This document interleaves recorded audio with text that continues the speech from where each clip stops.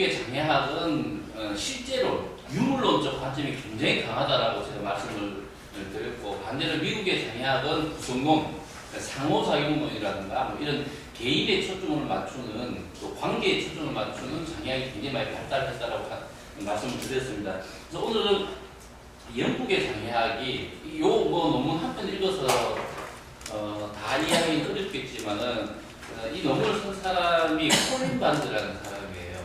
제가 만나본 적은 없지만은 지금도 생존해서 굉장히 왕성하게 활동하시는 분이고, 이분은 굳이 따지자면 영국의 2세대 장애학자 이렇게 좀 볼 수가 있습니다. 1세대는 우리가 이름 많이 들어봤던 마이크 올리버라든가 빅터 핑케스타인 이런 사람들이 1세대, 그러니까 80년도부터 장애학을 대학에서 강의한 사람들, 이런 사람들을 1세대라고 하면 콜린 반드는 이 사람들의 제자라고 보기는 어렵지만은 학문적 경향으로 보면 2세대 쪽인 그런 학자고, 굳이 또 나눠서 제 기준대로 나눠서 3세대라고 하면 지금은 또 많이 바뀌었어요.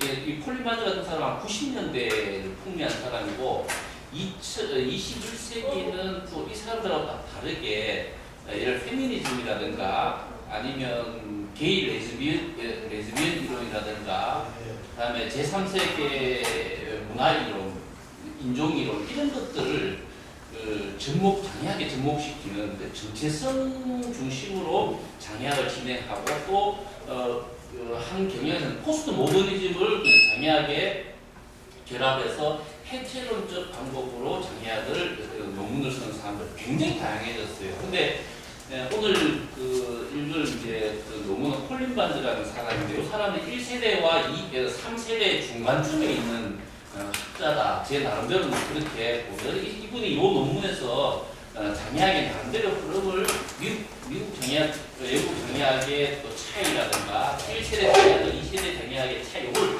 잘 정리해놨어요. 이게 지금 국내에서는 이게 번역되어 있지 않는 논문이어서 제가 직접 번역한 논문입니다.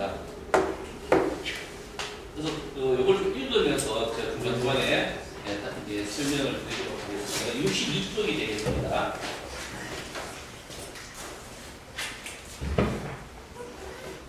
자, 여기 보면 머리만 읽어보면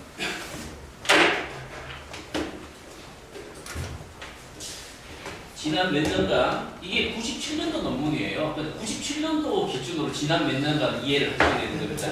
지금보다 뭐, 몇 년, 20년 전에 얘기하는 겁니다. 지난 몇 년간 일반 사회, 대학 그리고 연구소에서 장애를 다루는 사회적 정책 수준이 상당히 높아졌다. 이 영국 이야기 우리나라 얘기하는 거 아니죠. 우리나라 아직도 이 수준을 못 온 겁니다.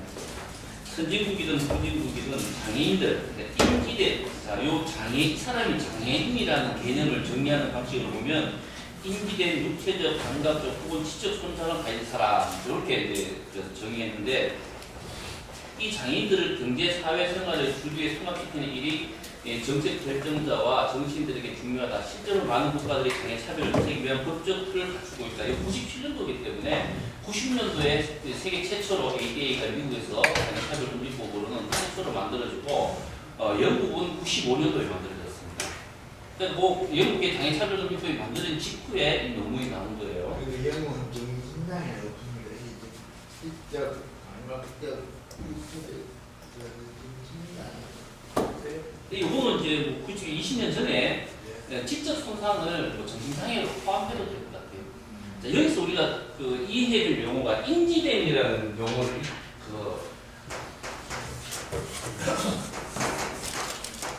인지된 장애.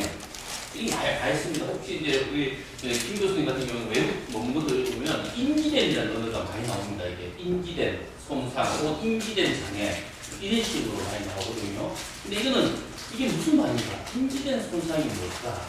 손상이면 그냥 손상이라는 걸 알고 있는, 손상은 제가 우리 두 번째 시간에 이야기할 때 객관적이고 라고 했잖아요. 그죠? 설명의 방식이 다르다. 누가 보더라도 손상은 객관적인 거예요. 장애는 주관적이라고 그랬죠. 근데 손상은 객관적이고 절대적인 어떤 측정에 의해서, 의학적 측정에 의해서 객관적으로 주어지는 게 손상인데, 이 사람은 지금 펄시브드 인지된 손상 이런 표현을 썼어요. 자, 이 말은 뭐냐? 인지된. 자, 이건 나중에 이제 그 손상 개념을 가지고 논쟁이 시작한 76년도였어요. 우리 잘 알다시피 유파이어스가 논쟁할 때 76년도에 나왔는데 이거는 그때로부터 또 20년 정도 지난 거예요. 이 논문이 나온 시점은. 그래서 인지된이라는 말을 제대로 이해하려면 리얼하고 이렇게 좀 반대되는 개념을 이렇게 하면 일단은 제일 쉽게 인식이 됩니다. 리얼은 뭡니까? 실제하고 실존하고 우리가 눈으로 확인할 수 있는 거잖아요. 우리가 지금 다 리얼하게 여기서 존재하고 있는 것처럼 이 리얼과는 약간 상반되는 개념이 인지된이라는 개념입니다. 이렇게 보시면 돼요. 관념 다릅니까? 네? 관념하고 비슷하다고 봐야 되죠. 좀 다르게 보이는데. 예, 그렇죠. 그러니까 이게 리얼 임페어먼트 하면 우리가 76년도에 유파이어스가 개념 정의하는 그 손상이에요. 그러니까 의사가 개념 정의하나 우리 같은 비전문가 개념 정의하나 용어는 다르지만은 팔이 절단되는 게 손상이잖아요. 이 손상은 그냥 객관적으로 존재하는 거예요. 이게 리얼, 굳이 리얼이라는 말 자체를 붙일 필요가 없는 거죠. 손상이니까. 객관적인 거니까. 근데 인지된이라는 말을 이렇게 붙인다는 거는 뭐냐면 손상 자체를 객관적으로 존재하는 손상으로 보지 않고 인간의 어떤 학습이나 문화나 어떤 여러 가지 역사나 이 속에서 반영된 손상이라는 거예요. 이해가 되십니까? 제가 지난 시간인가 지난 시간에 이렇게 이야기했죠. 손상을 각 문화에 따라서 손상을 바라보는 기준이 다르다 그랬죠. 제가 간질을 예를 들었죠. 간질이 아프리카의 어느 부족에 가면 어떻다 그랬습니까? 굉장히 각광받는 인간의 특성이에요. 왜 간질이 많은 사람 뭐가 될 수 있다고 그랬습니까? 무당이에요. 그 부족에서는. 넘버 2야. 추장 다음에 무당이야. 그리고 얼굴에 긴 상처가 난 손상이잖아요. 이걸 객관적으로 보는 손상인 거잖아요. 근데 이게 아파치족의 청년이 얼굴에 긴 상처가 있을 때는 19세기 아메리카 대륙에서 굉장히 이 사람은 존중받는 사람이에요. 똑같은 시절에 맨하탄에 있는 와이사스 입었는 백인의 얼굴에 긴 상처가 난 똑같은 상처가 있으면 이거는 뭡니까? 이게 핸디캡이라고 해요. 핸디캡. 불이익을 당한 요건이에요. 그러니까 이 손상이 객관적으로 해석 없이 존재하는 게 아니고 해석이 되어서 존재한다는 거예요. 그 인지돼서 어떤 문화나 아니면 어떤 학습에 의해서 저 손상은 예를 들면 나쁜 거야. 고쳐야 되는 거야. 이렇게 인지될 수 있는 거죠. 또 어떤 부족에서는 저거는 영광의 상처야. 이렇게 또 인지될 수도 있잖아요. 그게 따라 달라지는 거예요. 그래서 인지된 손상이라는 개념은 이 언어 자체에 이 손상이라는 것이 해석된 손상이라는 거예요. 객관적으로 존재하는 손상이 아니고 그 시대 그 문화에 따라서 제각각 해석된 손상이라는 거예요. 배운 주관적인 그렇죠. 주관성이 다른 거죠. 그렇다고 해서 이게 완전히 물질성이 없는 건 아니에요. 일단 손상이라는 물질 형태가 존재를 해야 되는 거죠. 거기에 이제 인식, 그러니까 우리가 지난 시간에 관념이라고 하는 거는 물질성이 없어도 관념이 되잖아요. 사랑, 물질이 있나요? 초콜릿 이런 게 사랑을 상징하는 물질일 수 있어도 사랑 그 자체에는 물질성이 없는 거잖아요. 순전히 관념에서만 존재하는 거잖아요. 근데 임페어먼트라는 건 그런 거하고는 좀 다른 거죠. perceived impermanent라는 건 그런 거하고는 좀 다른 거죠. 실제적으로 존재를 하고, 그다음에 이제 그 존재가 해석된 손상이다 이렇게 보시면 인지된 손상이라는 것은 각 문화와 각 시대에 따라서 해석된 손상이라는 거예요. 이게 많이 나옵니다. 그 원문을 읽으면 요즘은 이런 말 굉장히 많이 나오고 유엔 권리 협약에서 몇 해 전에 우리나라에 1차 보고 했죠. 2014년도입니까? 그때 이제 거기에 대해서 유엔에서 우리의 보고서를 가지고 최종 결정문을 냈어요. 거기도 원문에 보면 perceived disabled라는 표현이 나옵니다. 우리 제가 보니까 누가 번역했는 걸로는 감지된 그 장애 그렇게 누가 번역을 했더라고요. 감지라는 건 좀 촉각하고 좀 되잖아요. 촉각하고. 그래서 감지된 손상이라는 표현보다는 인지된 손상. 감지된이라는 표현보다는 훨씬 더 관념적인 언어인 인지된 송사 이렇게 하는 게 오히려 정확한 표현법이다. 저는 그렇게 봅니다. 그래서 지난 97년도 기준으로 보면 영국 사회가 정착법도 만들어지고 꽤 이제 그 장애인 문제에 대해서 진전이 있었다라고 평가를 합니다. 자, 한 패러그래프 한 단락 뛰어넘어서 마지막 단락 장벽의 규원 여기서 한번 들어보겠습니다. 장벽이라는 게 사회적 개념으로 보면 바로 장애죠, 그죠? 베리어라고 하는 것 자체가 그것이 디스빌리티인 거예요. 이 사회 모임에서 그렇게 보는 거죠. 장벽, 장애로 해석이 되겠죠. 장벽에 관한 글이 매우 중요한 이유는 또 있다. 장애인이든 비장애인은 장애인들이 주류 지역사회의 생활로 의미 있는 통합을 이루는데 가장 큰 걸림돌은 일반인들의 부정적인 태도이기 때문이다. 이러한 태도는 노골적인 편견과 적대감, 생색내기, 그리고 동등에서부터 무지와 무관심까지, 그리고 우리가 우리 자신과 다른 사람들을 생각하는 방식에 영향을 미치는 여러 방법들 속에 걸쳐있다. 근데 이 장벽 베리어라는 것은 실제 눈에 보이는 크기나 개감 이것만 장벽이 아니라는 거예요. 장애인들의 삶 속에서는 사람들의 시선, 태도, 무관심 이런 것들이 전부 다 이제 베리어 개념 안에 포함되는 겁니다. 이런 해석을 크게 두 가지로 해석한다. 더 오래된 첫 번째 해석. 자, 이런 장벽을 해석하는 방식이 두 가지가 있거든요. 그러니까 장벽을 해석하는 방법이 두 가지라는 말은 뭡니까? 이미 이 사람이 논문을 쓰는 전제는 사회 모형의 기준에서 일단 쓴다는 거예요. 장벽을 강조한다는 거예요. 인간의 손상이나 질병에 초점을 맞추는 게 아니고 사회적 장벽에 기초해서 이야기를 전개한다는 건 이 사람의 논리 자체가 이미 사회 모형을 전제하고 쓴다는 겁니다. 그러니까 이 사회 모형 중에도 더 오래된 첫 번째 해석이 있다. 이 장벽을 해석한다는 것은 사회 모형으로 세상을 바라본다는 거예요. 그래서 그래 하는 거에도 첫 번째 해석이 있는데 이거는 손상을 바라보는 문화적 인식은 비정상적인 것과 미지의 것에 대한 심리적 공포에서 비롯되었다. 자, 이제 사회적 장벽, 장애인에 대한 태도를 분석한 첫 번째 해석 방법은 이 장애인이 가지고 있는 손상을 바라보는 문화적인 인식은 사람들의 태도가 비정상적이거나 미지의 것에 대한 심리적 공포에서 비롯된다라고 이렇게 해석한다는 거예요. 이게 장애인이 경험하는 사회적 장벽의 원인을 이런 심리적 측면에서 분석한다는 거예요.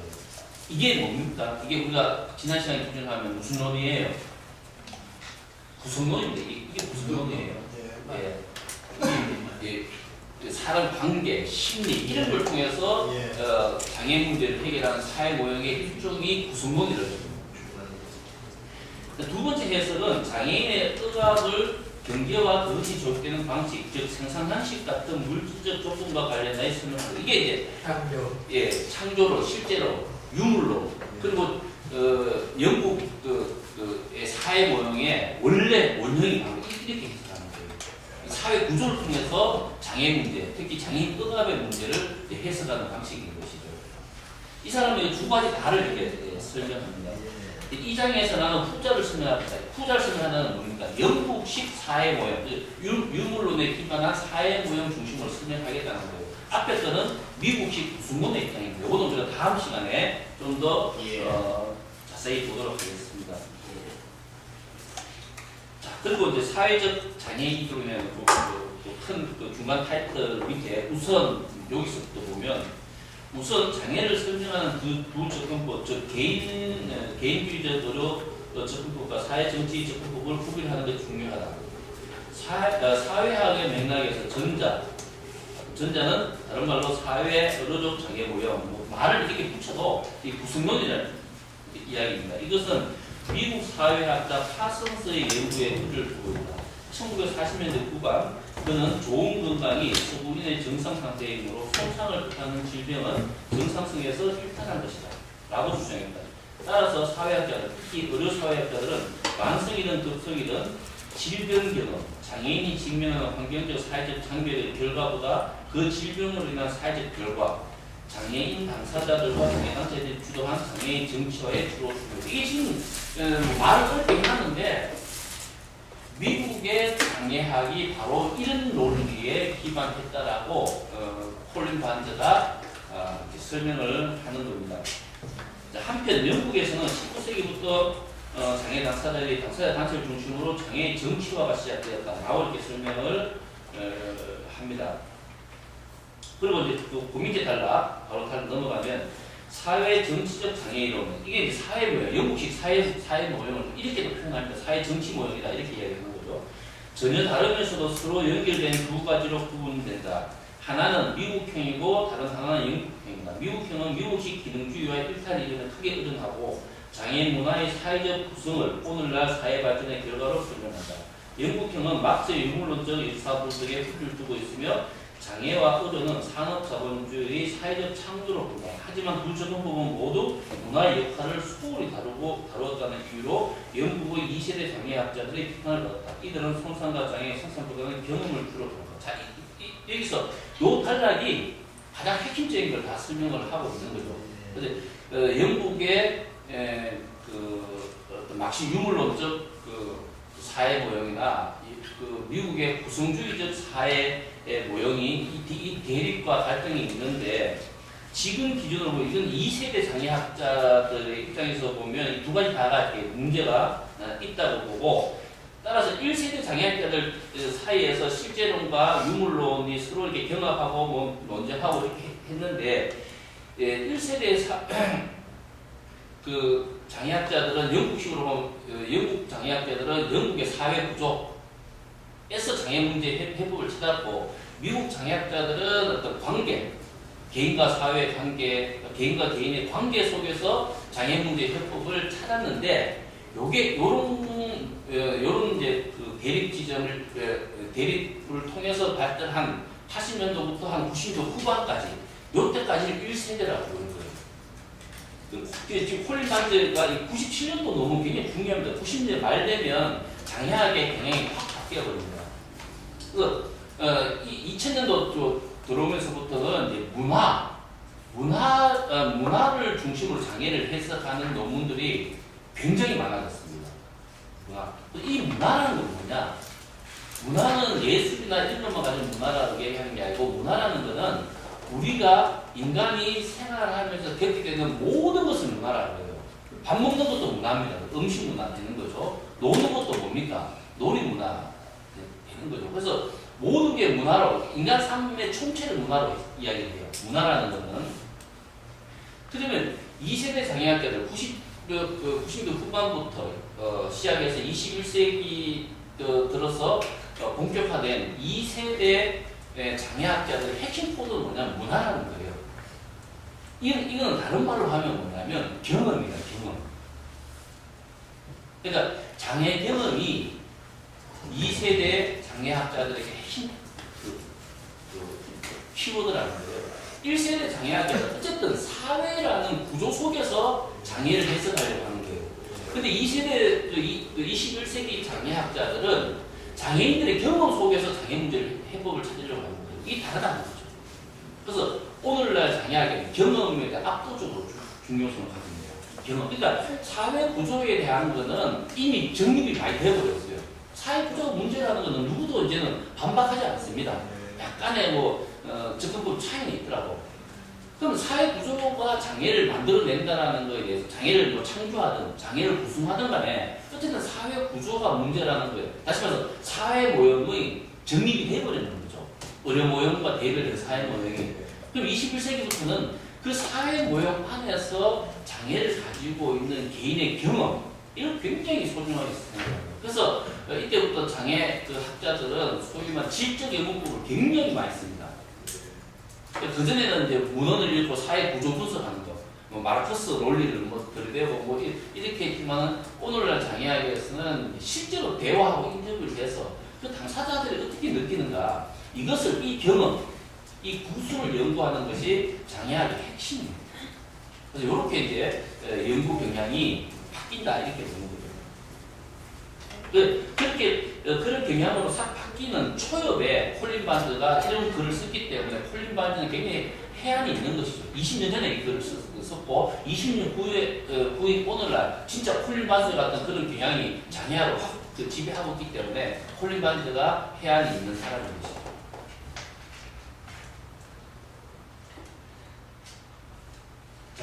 그래서 그 미국의 장애학에 대해서 이제 좀 더 씁니다. 파슨스의 연구를 토대로 1960년대 미국 사회에 따른 인지된 손상과 장애의 관계를 탐색하였다. 자, 이 파슨스라는 사람이 굉장히 유명한 사람입니다. 사회학에서 유명한 사람이에요. 이 사람은 인간과 인간의 관계, 인간과 사회의 관계를 굉장히 복잡한 이론으로 설명을 하고 그걸 통해서 사회 구조를 분석하는 거예요. 그러니까 마르크스 유물론하고 완전히 다른 거예요. 어쨌든 관계론이라 해야 될까? 사람들의 관계가 그 사회를 구성한다는 거예요. 사람들의 관계를 뜯어보면 그 사회가 어떻게 구성되어 있는가를 파악을 한다고 해요. 그래서 이 사람이 그 만든 개념 중에 굉장히 유명한 게 병자 역할이라는 개념이 있어요.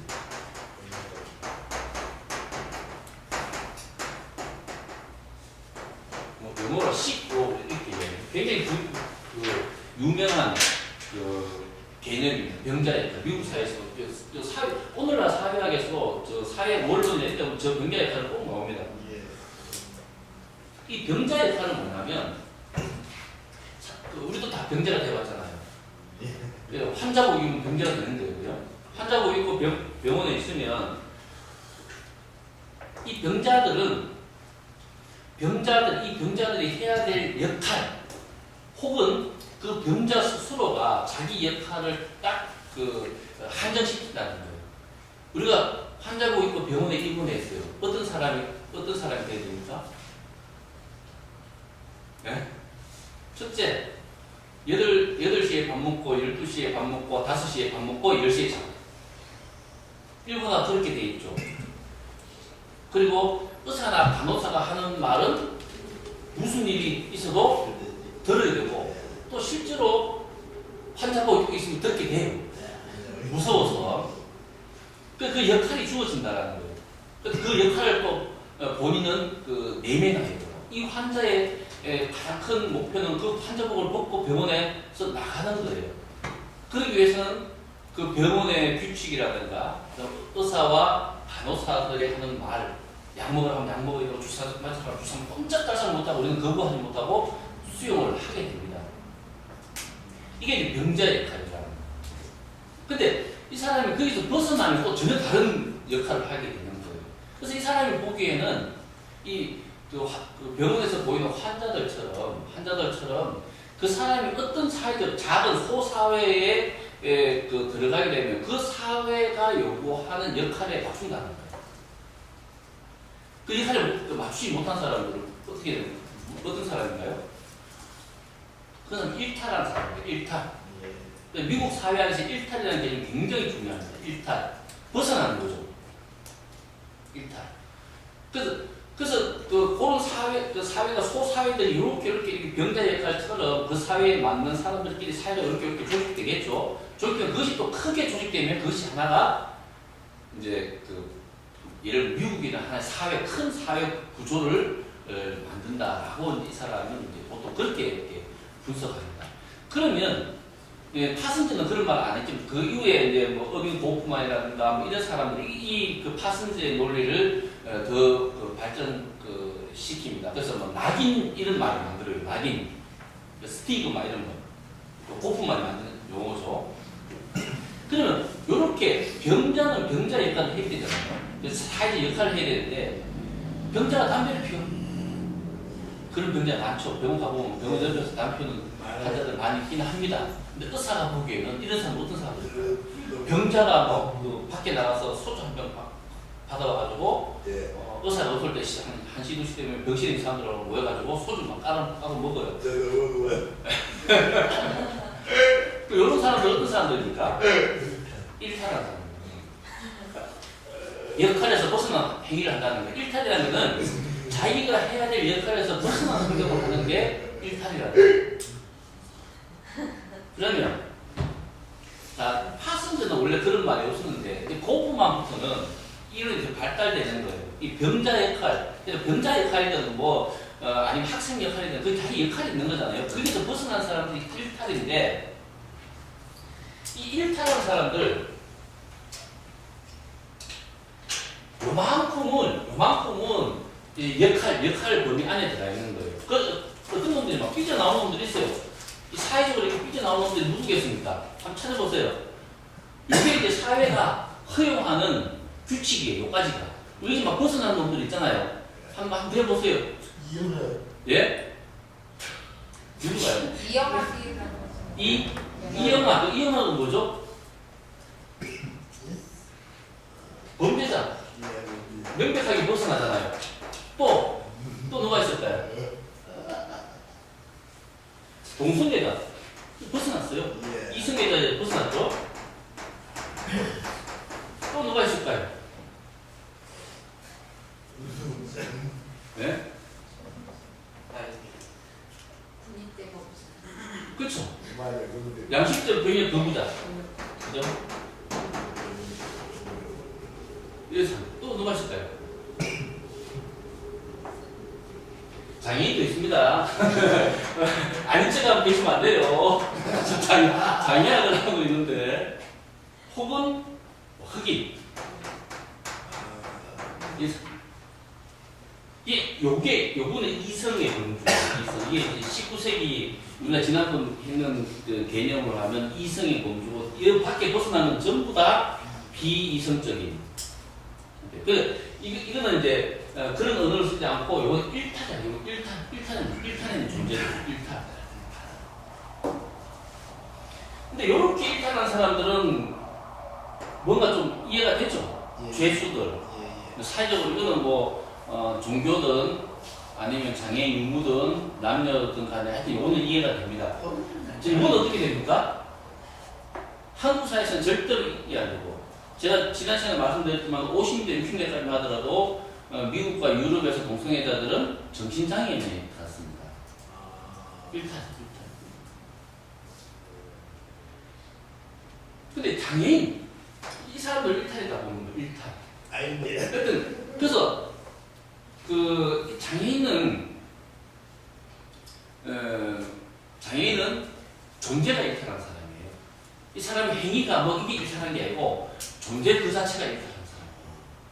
그러니까 일탈의 정도가 어떻습니까? 굉장히 본질적이에요. 죄수는 교도소 가잖아요. 내가 죄를 지었으면 10년 정도 있다가 죄를 다 갖고 나와요. 그럼 어디로 갑니까? 이 사람들은 다시 일로 들어가는 거예요. 이 범주 안으로. 동성애자들도 동성애 안에 이성할 거야. 그러면 들어올 수 있습니다. 양심적 평형 거부자들도 우리나라 여우와 증인교 이런 분들처럼 뭐 교도소 가서 2년 정도 살잖아요. 다시 일로 들어와. 장애인은 이렇게 들어오려면 어떻게 들어가야 되겠습니까? 몸을 고쳐야 돼요. 다리가 짧은 저신장 장애인들은 다리를 잘라서 다리 늘리기 수술을 한 10년 하다가도 다리를 한 10cm 정도 길러야 이렇게 됩니다. 뇌성마비 장애인들은 수도 없는 스트레이트 맞고 뭐 어느 치료 받고 해서 어느가 돼도 좀 걸어 다닐 수 있어요. 이렇게 들어올 수 있어요. 지적 장애인들은 열심히 공부해가 IQ를 높여야 이렇게 들어올 수가 있습니다. 왜? 존재 자체가 일탈이기 때문에. 그러니까 저기 장애인 중에는 교수도 있고 철학자도 있고 과학자도 있을 수 있어요. 근데 아무 소용이 없어요. 몸 자체가 일탈이기 때문에 몸을 고쳐야지 안으로 들어올 수가 있는. 흑인도 마찬가지입니다. 색깔을 바꿔야 됩니다. 그래서 일탈 이론에는 이런 것까지도 포함되는 거예요. 일탈을 하면 우리는 뭐 아이들이 학교 다닐 일탈하는 거도 이 일탈, 데비에이션이라는 이 영어 단어 속에는 굉장히 복잡한 그 사회적 구성 요소들이 일탈 속에 들어가는 거예요.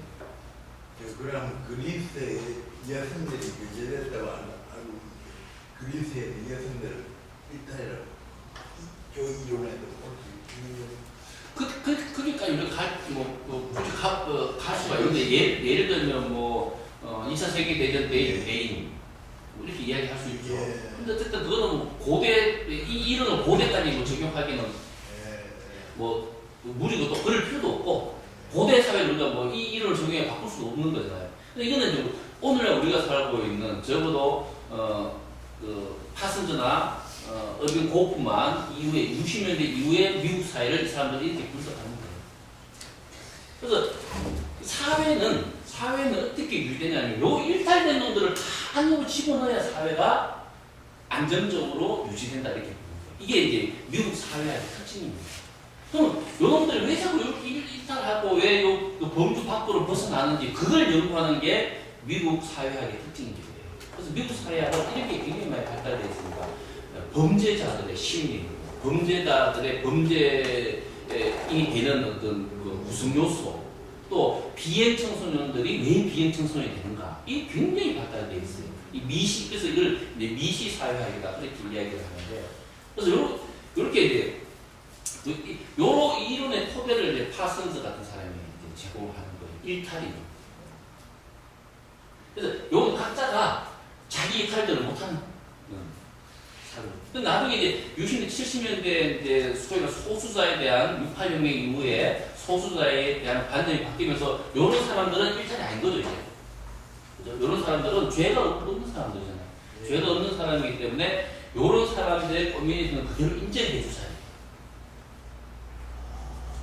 근데 이건 인식의 문제이기도 해요. 그러면 이 사람들이 어떤 민주화나 뭐 이런 그로서 장애인은 장애인대로 답게 살고 흑인은 흑인답게 살고 요렇게 이제 이론적으로 인식이 되고 있는데 사회 전체, 그러니까 우리가 말하는 비장애인들의 인식 속에서는 그렇게 아직 안 돼 있는 거죠. 이 사람들이 이리로 들어와야 된다고 생각하는 거지. 여기서 이제 괴리가 생기는 거예요.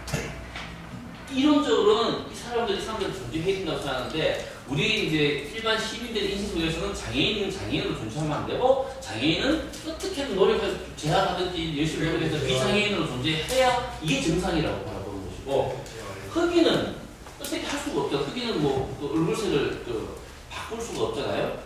어쩔 수 없이 흑인은 받아들여요. 흑인이 백인이 대해서 사고를 안 해요. 백인들은, 미국 백인들은. 근데 미국의 비장애인들은 장애인은 비장애인화 되어야 된다라고 아직도 생각하고 있어요. 따라서 차별 문제나 편견 문제가 흑인에 대한 편견과 차별, 장애인에 대한 편견과 차별 중에 누가 더 심하겠습니까? 저기 장애인에 대한 편견과 차별이 훨씬 더 심한 거예요. 인정이 안 돼요. 인정이. 그리고 또 하나는 미국의 백인 비장애인, 주류라고 이야기하는 미국의 백인 비장애인의 관점에서 보면 장애인에 대한 공포가 더 심합니다. 공포나 내지는 편견 같은 게 왜 그럴까요? 흑인보다는 장애인에 대한 편견이나 오해 이런 게 굉장히 더 심해요. 왜 그렇겠습니까? 이게 존재론적인 이유 때문에 그렇습니다. 미국의 백인들이 죽었다 깨어나도 흑인이 될 수는 없어요. 그죠?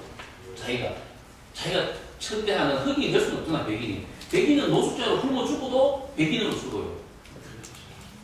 흑인으로 죽을 까닭이 없어. 흑인에 대한 공포는 피상적인 공포입니다. 아, 흑인이 내 길 가다가 흑인이 내한테 주먹 한 대 날리는 거 어떨까? 이런 피상적인 공포 같은 걸 느낄 수 있겠죠. 근데 장애인은 어떨까요? 흑인과는 절대 다른, 완전히 다른 존재죠. 장애인은 나의 미래의 모습일 수도 있어요. 굉장히 복잡한, 장애인을 바라보는 태도는 굉장히 복잡해요. 왜 나의 미래일 수도 있고 내가 저 사람이 될 수가 있잖아요. 언젠가는 노인 되면 또 장애인 되겠고. 그래서 미국의 백인들이 흑인에 대한 태도는 굉장히 단순해요. 싫고 어떤 사람은 막 그냥 혐오하고 어떤 사람은 그냥 받아들여야 돼 이렇게 생각하죠.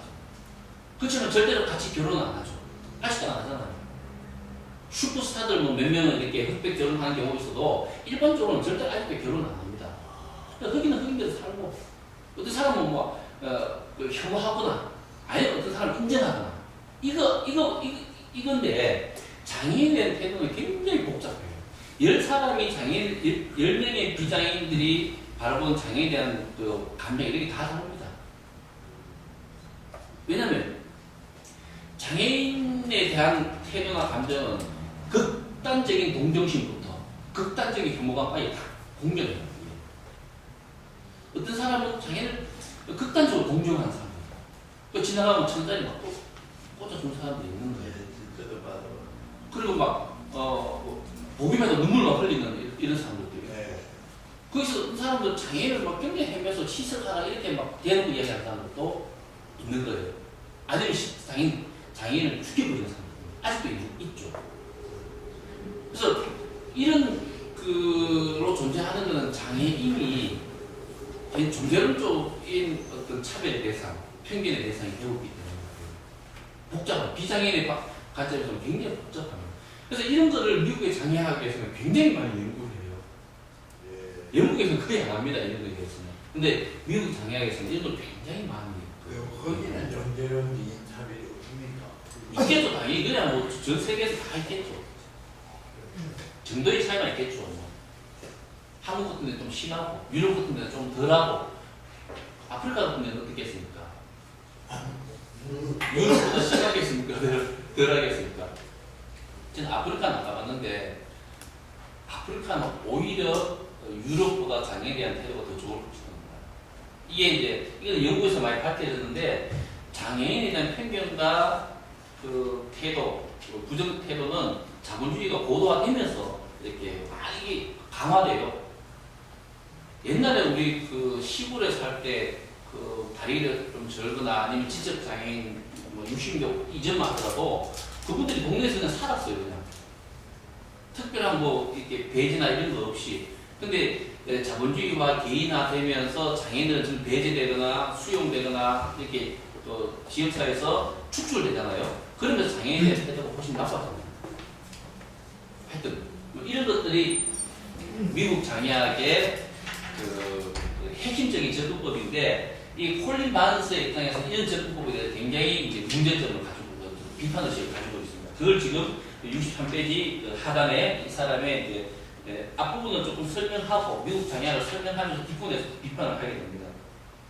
그래서 그 제일 마지막 줄 읽어보면 어빙 고프만과 로버트 스콧은 낙인화 과정과 재활 전문가에 대한 의존의 구성에 초점을 맞춤으로써 장애 문제가 손상 그리고 혹은 의학적 상태에 개인적으로 기초한 불가피한 결과는 정통적 시각에 도전합니다. 이런 통찰력은 태도와 환경적 요소가 장애 평가에서 손상만큼이나 중요하다고 주장한 그분 도종이 주도한 독립생활 운동에 참여한 미국의 급진적 장애 청년들과 연결된다 이렇게 쓰고 있습니다. 그 다음에 스톰이라는 뭐 사람, 그 밑에 울펜스버그라는 사람, 울펜스버그라는 사람은 정상화 이론을 미국으로 도입한 사람입니다. 이 교육학자이기도 해요. 사회학자이기도 하고. 그 다음 알브레이트라는 사람이 전부 다 미국의 장애학자들 이야기합니다. 이 사람들이 뭐 주장하는 걸 우리가 일일이 다 알고 있을 필요는 없어요. 그 제일 밑에 64쪽 제일 밑에 단락에 보면 이런 위 주장들, 그러니까 미국의 장애학자들은 전통적인 개인적 장애 해석과 다른 대안을 수료에 따라 제시하는 것은 분명하지만 그 주장들을 실천에 적용시킬 때 꼭 필요한 구조와 구조적 요인을 제시하지 못한다. 특히 알고리즘은 빈곤, 인종, 민족성, 연령 따위 이슈들이 장애와 의존의 구성과 생산의 중요한 요소인데도 서구 자본주의가 기대고 있는 중심적 가치체, 가령 자유주의적 실용주의, 경제적 자유기업, 무절제한 소비자주의 등 이런 가치체제는 문제 삼지 않는다. 울펜스버그는 그 뒤에 발표한 논문에서 이른바 현대적 가치들을 언급하지만 이런 가치들은 그가 말하는 20세기 후반 서구 사회 붕괴의 직접적 결과이다. 따라서 위 연구자들에게 장애 문제는 서구 산업 사회의 발전의 결과에 있습니다. 이 말은 뭐냐면 미국의 장애학들, 사회학들도 마찬가지인데 이 사람들은 사회를 기본적으로 관계망으로 사회를 봐요. 그러니까 이런 작은 사회들, 이런 작은 사회 하나, 둘, 셋 이게 막 수많은 사회들이 결합되어서 미국이라는 전체 나라를 만든다 이렇게 기본적으로 보는 거예요. 따라서 미국에 만약 병이 들었다, 미국 사회가 병이 들었다면 문제가 뭐가 돼? 누가 문제인데 근본적으로는 미국 사회가 병들었다, 잘못된 길을 가고 있다 라고 했을 때는 기본적으로 뭐가 문제가 되는 겁니까? 이 관계. 어디에서가 우리가 이 관계망이 굉장히 촘촘하게 빈틈없이 연결돼야 미국 사회가 안전하고 번영하는 사회가 되는 거예요. 근데 어딘가 이 관계망이 오염됐거나 절단됐거나 잘못 작동하기 때문에 미국 사회가 혼란스럽다. 기본적으로 이렇게 보는 거예요. 그러면 여기서부터 찾는 거예요. 예를 들어서 70년대에는 범죄가 막 갑자기 막 나타나니까 이 범죄 조직을 소탕을 해야 미국 사회가 안정적으로 돼. 예를 들어 이런 식으로 바라보거든요. 예, 아니 흑인 문제가 50년, 60년대에 막뭐 난리가 나서 전 나라가 온통 흑인 운동 때문에 막 복잡해지면 64년도에 흑인 인권법도 만들어버리는 거예요. 이런 식으로 그 관계망들을 중심으로 사회를 보기 때문에 자본주의가 문제가 있다고 볼까요? 미국의 사회학자들은 자본주의도 문제가 있다고 보지 않습니다. 자본주의에 대한 이론 문제를 제기하지 않아요. 미국 사회학자들은 자본주의도 문제가 없다고 봅니다. 다만 자본주의 운영 방식이 문제가 있고 자본주의 시스템 안에 여러 시스템들이 작동하는 것이 어딘가가 고장이 나 있기 때문에 미국 자본 전체가 흔들린다. 이런 식으로 이제 보고 있는 거예요. 그래서 미국 사회를 미국 사회의 경제 정책을 뭐 크게 바꾼다. 예를 들어서 뭐 보험 같은 걸 도입해가지고 건강보험을 딱 도입해서 미국의 가난한 사람들 어려운 문제 해결한다. 이런 생각을 못합니다. 미국 사람들. 그래서 미국 사람은 지금 건강보험이 없어요. 국민건강 오바마가 그거 하려고 했다가 오바마 케어라는 걸 가지고 이렇게 하려고 했다가 결국 완성하지 못하고 지금 트럼프가 들어오면서 후퇴하고 있잖아요. 우리나라 같은 거 어떻게 우리나라 대통령이 어떻게 공약합니까? 건강보험 만들겠습니다. 무슨 연금 만들겠습니다. 우리는 이렇게 대통령들 공약을 해요. 그죠? 이거 우리나라는 전형적으로 미국식 사회가 아니라 어쨌든 유럽식 사회에 굉장히 가깝다고 이렇게 본 거예요. 사회 구조를 바꿔서 개인들의 삶의 질을 바꾸려고 해요. 미국은 안 그렇습니다. 미국은 정반대로 가는 거죠. 개인들의 구성 방식, 어떤 문화 이런 것들의 변화 속에서 미국 사회를 바꾸려고 그렇게 합니다. 미국의 영화는 보면 우주 전쟁을 하더라도 제일 중요한 거는 집에 있는 예쁜 처자식이 최고 가치가 있는 거예요. 그러니까 미국의 모든 영화를 한번 보세요. 항상 자기 집에 있는 자기 가족 이게 최고죠. 그래서 사회가 그렇게 구성이 돼요. 우리나라 영화는 우리나라 영화도 미국의 영향을 받아서 그런 게 간혹 있긴 하지만 우리나라 영화는 대부분 보면 좀 대범하잖아요. 그래서 그런 부분에 대해서 영국인 콜린 반저가 보기에는 사회는 너무나 주어진 걸로 본다. 미국의 장애학자들이 사회는 주어진 걸 보고 그 안에서 장애를 가진 사람과 장애가 없는 사람들, 또 장애를 가진 사람들끼리 이런 거의 관계, 이런 것만 가지고 문제에 접근하기 때문에 근본적인 문제 해결을 못할 이런 비판적 시각을 가지게 되는 겁니다. 다음에 두 번째 보면 65쪽에 장애와 산업자본주의. 요거는 이제 영국의 이제 장애학을 이 사람이 보는 거예요. 그거 한번 읽어보래요.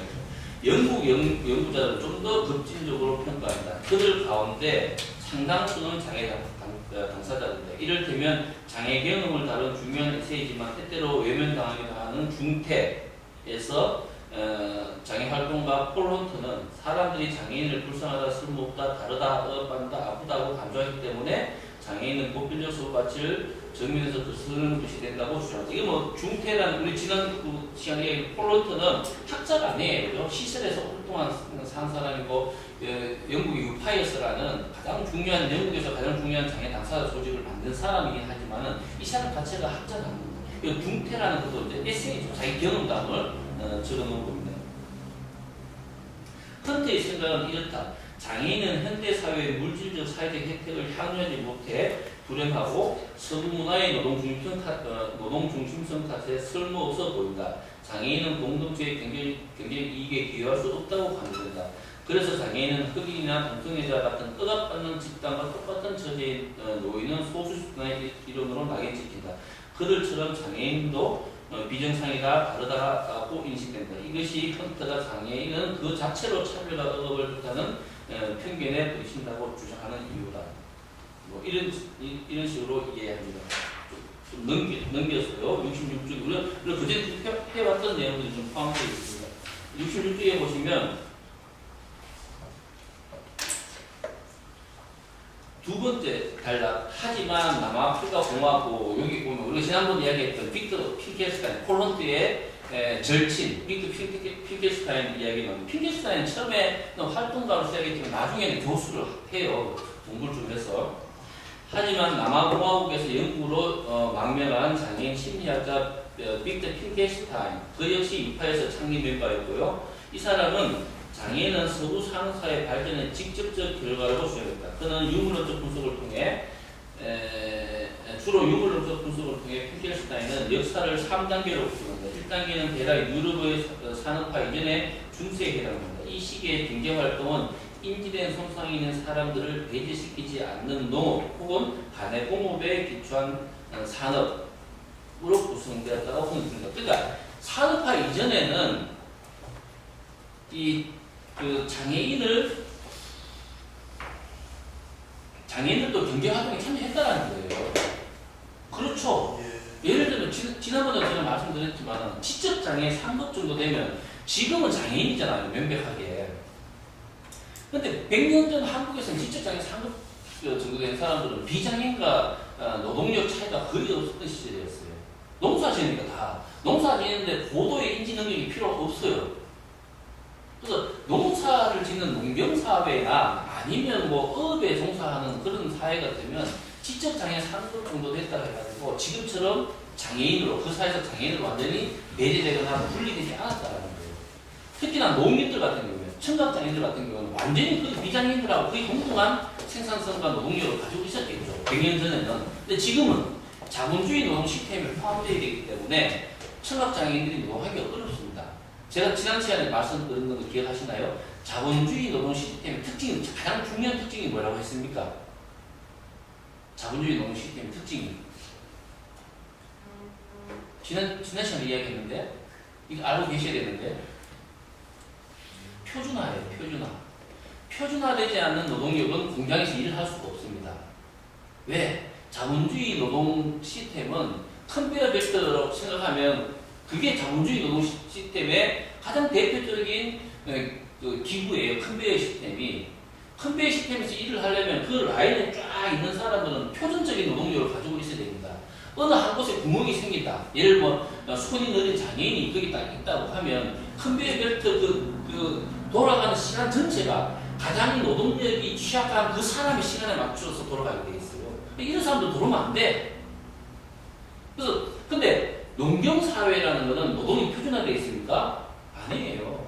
힘센 놈은 더 하고 힘이 좀 약한 사람은 좀 더 적게 하고 장애가 있는 사람은 좀 적게 하고 장애가 없는 사람은 좀 더 많이 하고 그래도 돌아가는 게 농업 노동 시스템이에요. 그거는. 그런데 자본주의 노동 시스템은 노동 자체가 표준화되지 않으면 절대로 그 노동 현장에 끼어들 수가 없어요. 표준화된 노동. 근데 장애인들끼리 노동하라고 그러잖아요. 그래서 편의사업장 만드는 거지. 장애인들만 일하라고. 근데 같이 일 못하는 거죠. 이 시스템. 자체, 이 자본주의 노동 시스템. 왜? 자본주의 노동 시스템에서는 생산성이 최고거든요. 그러니까 가장 적은 노동력으로 가장 많은 것을 생산하려면 첫째 노동력이 표준화되어 있어요. 그게 표준화되지 않으면 자본주의 노동 시스템은 작동을 하지 않거나 작동을 하더라도 비효율적으로 작동을 하게 되는 거죠. 이걸 지금 이야기를 하는 거예요. 핑케슈타인은. 따라서 과거에 전근대 사회에서 농경사회에서는 장애인들도 그 사람의 신체 능력에 맞는 만큼 노동을 했지만은 자본주의 사회, 다시 말해서 표준화된 노동력만 살아남을 수 있는 자본주의 사회에서는 장애인이 배제된다는 거예요. 그래서 이 사람은 핑케슈타인은 장애인은 오히려 자본주의 사회가 되면서 이 장애인이라는 용어가 만들어지고 자본주의 사회가 되면서 장애인들이 인간적으로 혹은 사회 구성원의 한 사람으로서의 지위가 따라서 낮아지는 거예요. 지위가 올라가는 게 아니고. 왜? 생산을 감당하지 못하는 장애인들은 이 사회에서. 그러니까 당연히 지위가 낮아지는 것이죠. 이걸 이제 그 핑케슈타인이 이야기하는 거예요. 이거는 이제 사회 구조에 따라서 장애인이 창조되고 만들어지고 또 장애인의 삶의 질이 저하된다라는 것을 유물론적 가지고 마르크스의 유물론의 그 관점에서 서술을 합니다. 그래서 유물론이 지난 시간에 분필이 없어가지고 쓰지는 못했잖아요. 유물론을 그 마르크스는 유물론 자기 이론을 어디에 비유한다고 했습니까? 집에 비유한다죠. 집에. 이걸 이제 마르크스는 하부 구조라 밑에 토대 지붕은 상부 구조라 이야기해요. 하부 구조는 경제예요. 경제가 그 사회의 핵심 토대라는 거예요. 그러니까 경제 관계에 따라서 다 바뀐다라는 거예요. 이 상부 구조는 철학, 뭐 다음에 이데올로기, 다음에 정치 이런 걸 전부 다 이제 토대라 합니다.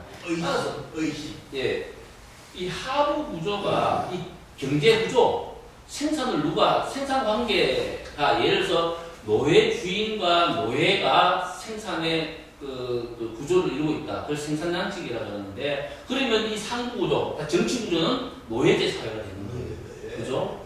근데 토대가 그 영주와 농노, 중세, 그죠? 영주와 농노의 관계에서 생산 구조가, 그 경제 구조가 만들어지면 그 사회는 공건제 사회예요. 그다음에 이 경제 토대가 자본과 노동자 중심으로 구성되면 그 상부 구조는 자본주의 구조가 된다. 이 경제를 가지고 이렇게 분석하죠. 이게 이제 그 마르크스즘의 핵심입니다. 그래서 피케스타인도 이렇게 이제 분석한 거죠. 과거에 농경 사회일 때는, 농사 경제일 때는 장애인도 농사를 지을 수 있는 사람이었기 때문에 장애인의 사회적 지위가 그렇게 나쁘지 않았다는 거예요. 근데 자본주의 사회에 들어오니까 이제는 표준화된 노동 시스템에서 장애인들은 노동 시스템에 끼지 못하기 때문에 장애인들은 배제된다. 그래서 장애에 대한 이데올로기가 이때부터 만들어집니다. 장애 이데올로기라는 것은 바로 이 자본주의 구조에서 만들어지는 거예요. 장애인은 무능력한 사람이다. 장애인은 병자다. 장애인은 불쌍한 사람이다. 따라서 장애인은 어떻게 되는가? 이 사람 논리에 따르면 시설에 살아야 됩니다. 그게 자본주의 사회에서 가장 저렴한 시스템이고 가장 효율적인 시스템이라는 거예요. 왜 그렇습니까? 장애인들이 지역사회에 살면 어떻게 되는데? 이게 19세기 사고입니다. 지금도 그 사고 남아있긴 해요. 19세기 장애인이 지역사회, 자기 집에 있으면 어떤 문제가 발생합니까? 누구 하나는 케어를 해야 될 거잖아요. 근데 자본주의 시스템에서는 19세기 영국의 자본주의, 뭐 유럽의 자본주의는 비약적으로 발전한 시대잖아요. 그죠? 자본주의가. 그러면 집에 장애인이 한 명 있으면 누가 하면 그 성인이 누가 케어해야 되잖아요. 그러면 공장에 갈 사람이 한 명이 줄어드는 거예요. 이게 이제 그래서 핑계스타일 같은 사람은 이 자본주의 시스템이 장애인을 창조했다는 것은 이 사람들은 집에서 데리고 나와서 어디를 가야 되냐면 수용소, 그냥 장애인 시설에 갖다 놔야 돼요. 그럼 거기에 이제 월급 받는 복지사들에 의해서 집단으로 케어당하고 이제 통계당한 삶을 사는 거죠. 그러면 그 장애인이 있는 가족의 모든 노동력은 온전하게 활용이 되는 사회적으로. 그래서 장애인들은 누군가의 돌봄을 받아야 된다, 불쌍하다, 이런 이데올로기잖아요, 일종의. 이런 이데올로기는 바로 자본주의 사회에서 만들어지는 거예요. 공동체 사회에서는 없었거나, 이런 이데올로기가 없었거나, 아니면 자본주의 사회보다 훨씬 완화되는 거예요.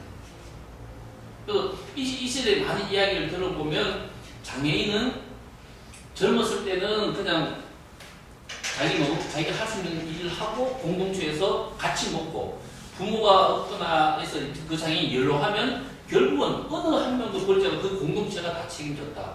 이런 기록이 굉장히 많이 나와 있습니다.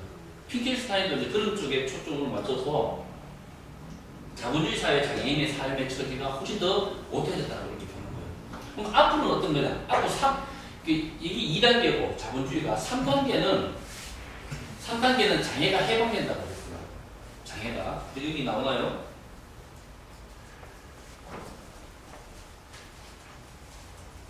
여기 3단계는 과학기술의 발전과 활용을 통해서 그리고 장애인들의 보편적인 목표들을 지향하면서 보조인과 지지자들과 함께 노동함으로써 억압으로부터 장애인들을 최종적으로 해방시키는 시기다. 근데 마르크스는 역사의 발전 단계가 노예제 사회, 공무원 사회, 자본주의 사회, 그 마지막 최종적인 단계가 뭐라 그랬습니까? 공산주의 사회. 공산주의 사회 노동이 해방되는 사회예요. 똑같은 논리를 핑계스타인이 이야기해요. 앞으로 사회에서는 생산력이 발달하고 보조인이나 특히 보조공학 같은 게 굉장히 발달하기 때문에 장애인들은 해방된다. 마르크스와 똑같은 주장을 하고 있습니다. 그럼 선생님 하나 물어볼게요. 네.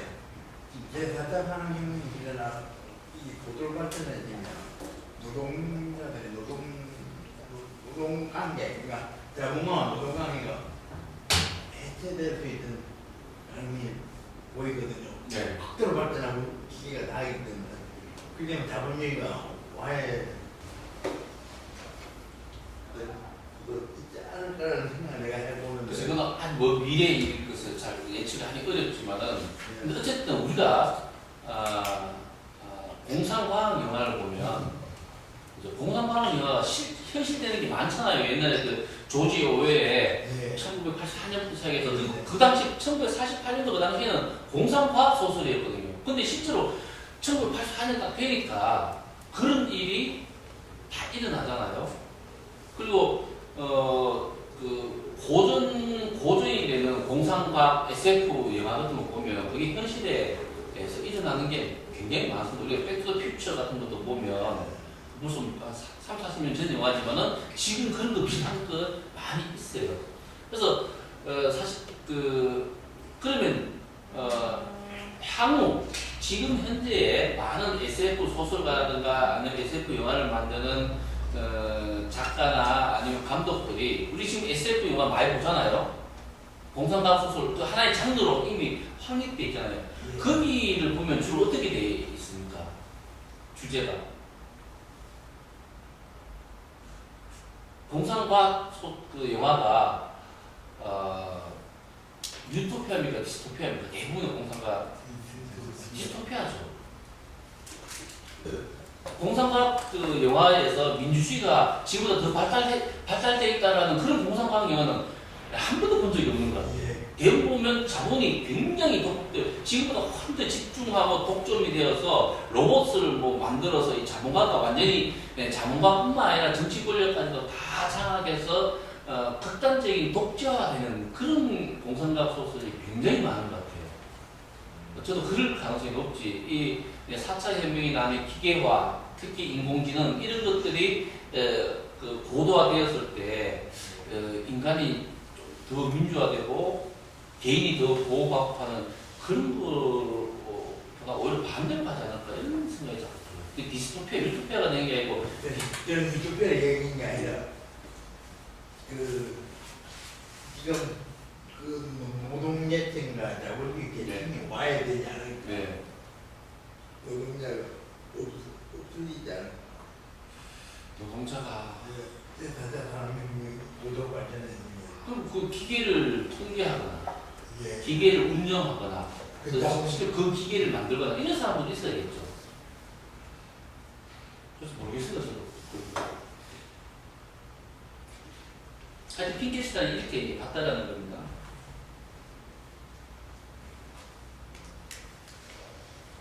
그래서 그 66조 밑에서 두 번째 따라 정확한 역사적 진술이라기보다는 여기부터 한번 읽어보면 정확한 역사적 진술이라기보다는 이해를 돕기 위한 것이었다 하더라도 핑계스타인의 예가 뭐 역사적 분석이라기보다 그냥 이해를 돕기 위한 것이었다라고 이 사람은 좀 폄하합니다. 이게 어떤 은밀한 분석이라기보다 그냥 뭐 이해를 돕기 위한 설명이다 뭐 이렇게 정도로 이야기하는 것 같아요. 어쨌든 이 사람 콜린 반저가 보기에는 핑켈슈타인의 분석은 지나치게 낙관적이다. 제가 보기도 그래요. 지나치게 낙관적이다. 그의 분석은 생산 양식과 장애 인식, 경험 사이의 관계만을 가정한다는 점에서 너무 단순하다. 과학기술의 발전과 전문가의 개입이 장애인을 다시 사회 속으로 통합시킬 것이라고 가정한다는 점에서 너무 낙관적이다. 지금까지로 봐서는 장애인을 위한 과학기술은 장애인 권한 강화에 가장 큰 걸림돌로 판명된 전문가의 기득권을 강화시키기도 하고 약화시킬 수도 있다. 이 과학기술이 발달하면 전문가 통제가 심해질 수도 있고 아니면 약화될 수 있다. 장애 당사자 입장에서 보면 과학기술이 발달하면 자기 장애로부터 해방될 수도 있지만은 오히려 또 더 종속될 수도 있다. 이제 이렇게 보는 거예요. 예를 들면 과학 기술에 요즘 많이 하고 있는 몸에 기계 로봇 같은 걸 장착해서 하는 그런 실험 많이 하잖아요. 네. 뭐 로봇 다리 이런 것도 있지만은 아니면 줄기세포 이런 것도 이제 비근한 예인데 한때 황우석 씨가 한참 잘 나가던 한 10년 전에는 예를 들면 척수장애협회 여기는 뭐 완전히 뭐 황우석이한테 뭐 엄청난 지지를 보냈죠. 왜? 과학기술, 의료기술이 나를 옛날로 되돌아놓을 것이라는 환상 같은 게 있었는데 실제로 황우석이가 강원래 만나서 네가 클럽 때처럼 춤추게 해주겠다고 막 그때 막 약속하고 그랬어요. 그러니까 조금만 있으면 뭐 강원래도 막 옛날 진짜 클럽 때처럼 꽁다리 사바라하고 춤출 수 있는 그런 시대가 올 것 같았어요. 모든 사람들이 사실 다 그렇게 생각했습니다. 그 당시에. 황우석이는 국가적 영웅이었고. 근데 그게 사실은 그래서 이제 강원래 씨 부인 송이신가요? 그래서 난자 기증했잖아요. 난자 황우석 영웅팀에. 난자 기증하는 거는 뭐 쉬운 일이 아니에요. 남성들이 정자 기증하는 거는 뭐 아주 심플한 거지만 여성들이 난자 기증하는 거는 그냥 안에 있는 걸 강제로 빼내야 되기 때문에 굉장히 고통도 수반하고 어렵습니다. 근데 그런 세상 안 왔잖아요. 이런 식으로 과학기술이 어떤 내가 존재하는 신체의 상태에 대한 내가 지금 걷지 못한 신체 상태 아니면 몸이 들려있는 내성마비 상태 이걸 끊임없이 부족하게 만들어요.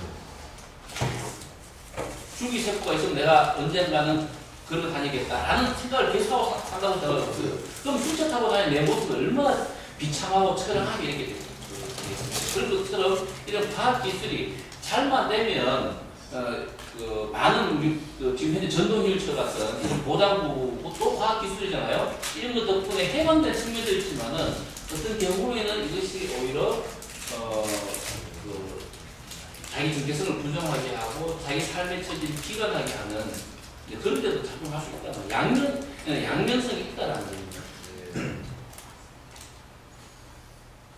그 다음에 66조 마지막 단락 한번 읽어보도록 하겠습니다. 자본주의의 도래가 장애인들에게 미치는 함의가 더 폭넓게 포착되었다. 위의 사실들을 배경 삼아 올리버, 자 유명한 사람 마이클 올리버가 나왔은 거죠. 올리버는 유물론에 입각하여 장애의 창조를 설명한다. 그의 핵심 주장은 이데올로기, 종교적 혹은 상식적 해석보다 과학적 합리성에 기초하여 문화와 대중의 신념에 영향을 미치는 일련의 가치들이다. 따라서 이데올로기가 문제라는 거예요. 마이클 올리버가 보기에 따라서 경제 발전, 변화하는 사회의 본질 그리고 산업화 과정에서 질서 유지의 필요성이 성장 경험에 대한 사회적 반응에 영향을 미칩니다. 자본주의 사회에서 사회적 문제의 개인화, 의료화와 결부된 사회적 대책과 통제 수단인 시설이 생겨난 결과 개인주의적 의료 접근법이 등장합니다. 올리버는 이러한 개인적 비극 이론이 상식이자 일상적 가정과 신념이 되면서 이데올로기적 해결론을 획득하였다고 주장합니다. 미국 장애학자들의 연구와 달리 이런 설명들은 자본주의가 등장하면서 발생한 물질적 이데올로기적 변화에서 장애인 억압의 기초를 삼는다. 말이 좀 어렵죠? 마이클 올리버는 이데올로기라는 것을 강조해요. 장애 이데올로기. 그래서 우리 동국대학교 홍민주 교수가 좀 오래전에 장애 이데올로기라는 짧은 논문을 썼습니다. 이게 마이클 올리버 핀kelstein 같은 사람은 굉장히 단순하잖아요. 논리가 자본주의 사회가 고도화되면 장애인이 해방된다고 했어요. 자본주의 사회가 고도화되면 공산주의 사회가 오기 때문에 뭔가가 해방된다라는 막스의 굉장히 낙천적인 역사관을 그대로 이야기하는 거예요.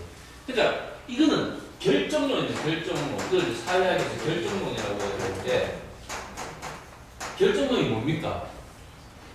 이 종교적으로 말하면 이건 뭡니까? 운명론이에요. 운명론. 마르크스 이론의 가장 맹점이 뭐냐면 결정론이에요. 결정론. 아까 말했던 경제 결정론이라고 그래요. 그러니까 가만히 있어. 이 사회는 이 구조에 의해서 돌아가면서 생산력이 계속 운동처럼 발전해가요. 그러면 나중에 어떻게 되냐면 자본가는 극소수가 되고 노동자가 대부분 노동자가 되고 이걸 이제 프롤레타리아트라고 그러죠. 그러면 자본가는 계속해서 자본을 집적하고 축적 그래야 자꾸 다른 공장 계속 만드니까 그런 노동자를 끊임없이 착취해야 돼요. 그럼 노동자는 가만히 있습니까? 수로 압도적으로 많은 노동자가 결국 혁명을 일으켜서 자본가를 추출하고 자본가 없는 세상 다른 말로 하면 공산주의 사회를 만든다는 게 그 마르크스의 논리인 거예요. 이건 어떤 개인의 노력에 의해서 그렇게 되는 게 아니고 이 사회의 구조적인 문제 때문에 그렇게 간다는 거예요. 이게 운명론입니다. 결정론입니다. 이 사회는 가만히 있어도 공산주의 사회가 된다는 거예요. 자본가들이 열심히 일하니까 생산력을 높이기 위해서. 그리고 거기서 그 모순에서 언젠가는 자본가들이 없어지고 자본가들이 그 일궈놓은 그 많은 생산 수단과 생산력 생산 공장들은 전부 다 노동자들이 통제할 수 있는 사회가 온다. 그게 공산주의 사회예요. 이거는 어떤 개인의 노력에 의해서 되는 게 아니고 구조적으로 역사적으로 간다라고 이야기해요. 이게 성경에서 말하는 운명론이에요. 종말론이야, 종말론. 그 기독교의 역사관이 뭡니까? 일직선상. 어느 날 역사 가까이 가면 종말이 오잖아요. 성경에서 그거하고 똑같아요. 그 마르크스의 역사적 유물론이라는 거는 종말이란 성경에서 종말은 뭡니까? 새 세상이죠. 하나님의 세상이 열리는 거죠. 이런 고통이 없는 세상이 열리는 거죠. 그때 인간은 심판받을 거잖아요. 착한 일, 하나님을 열심히 착한 일을 했다기보다 교회에 열심히 가고 하나님 믿는 사람은 천당 가고 그렇지 않고 절에 가고 이런 사람들은 지옥 가야 돼요. 이게 종말론 구조잖아요. 그 성경에서 말하는 그거하고 똑같은 거예요. 그래서 이 사회가 마르크스에 따르면 사회가 계속 발전하다 보면 결국 장관은 지옥 가는 거고 노동자는 천당하는 게 공산주의입니다. 그 성경식으로 해석하면 이게 결정되어 있다는 거예요. 결정. 이미 이거는 인간의 의지나 뭐 이런 걸로 사회가 그렇게 하는 게 아니고 그 사회 구조에서 그렇게 간다는 거예요. 성경도 결정되어 있는 거죠. 이 피할 수 없는 운명 예정이 있는 거잖아요. 이런 한계가 있다는 거예요. 이런 소위 말하는 영국의 전통적인 유물론에 기반한 영국의 그 사회 모형은 이런 한계가 있는 거예요. 그래서 레닌 같은 사람은 다르게 가만히 있으면 절대로 공산주의 사회에 오지 않는다. 인간의 의지에서 조직을 만들어야 된다. 그래서 소비에트 같은 이런 조직을 만들어서 러시아에서 자본주의가 충분히 성숙 안 됐음에도 불구하고 레닌이 그냥 가서 그냥 짜는 체계를 덮어버리는 거죠. 인간의 의지를 가지고 국가를 새로 만들어버리는 거예요. 이게 마르크스주의하고 달라요. 그래서 마르크스 레닌주의라 그렇게 이야기하거든요. 그러니까 피겐슈타인은 마르크스 레닌주의가 아니고 마르크스주의에 거의 밖에 있는 거예요. 이렇게 결정이 됐다는 거예요. 운명적으로 이렇게 장애인이 자본주의가 고도로 발달하면 장애인은 해방된다는 거예요. 과학기술이 발달하기 때문에 장애인의 그 손상을 과학기술이 다 메꿔준다는 거예요. 로봇캅이 막 만들어지는 거죠, 로봇캅. 그래서 콜린 반저는 이런 핑켈슈타인의 논리는 결정론이다. 그래서 그거는 어떤 이론이라기보다 어떤 종교에 가까운 거예요, 결정론은. 그럼 인간이 뭐 가만히 있으면 되죠. 뭐 세월이 가기를 바라고 있으면 됩니다. 내 대가 아니면 내 자식 때는 되겠지. 뭐 이렇게 생각하고 있으면 되는 거예요.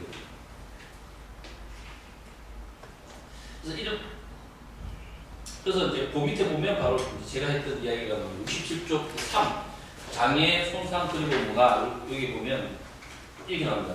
최근 몇 년 사이 핑켈슈타인과 올리버의 결정론적 접근법은 하나만 더 쓰면서 이렇게 진행해요. 여기 핑켈슈타인 이게 문제고, 자 마이크 올리버는 이데올로기란 말을 씁니다. 이거는 장애학에서만 쓰는 게 아니고 이거는 뭐 여러 군데 많이 쓰는데 이게 원래 프랑스 말이 이 프랑스 철학자들이 이 말을 16세기 17 쓸 때는 이데올로기를 다른 말을 하면 허위의식이에요. 허위의식 다른 말을 하면 허위의식 이게 이데올로기라는 거예요. 근데 이 이데올로기란 말 원래 이런 개념으로 썼는데 이 이데올로기란 말을 굉장히 중요한 언어로 쓰기 시작한 사람은 이탈리아의 마르크스주의자 그람시라는 사람이에요. 그람시. 이 사람은 이데올로기가 흐른 것이 아니라. 그래서 마르크스 이 자본주의가 계속 발달하면 이게 모순 때문에 결국은 공산주의로 넘어간다라고 얘기가 안 넘어가거든.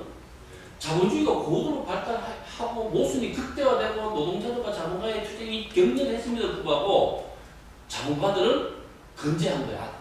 자본주의가 안 망해.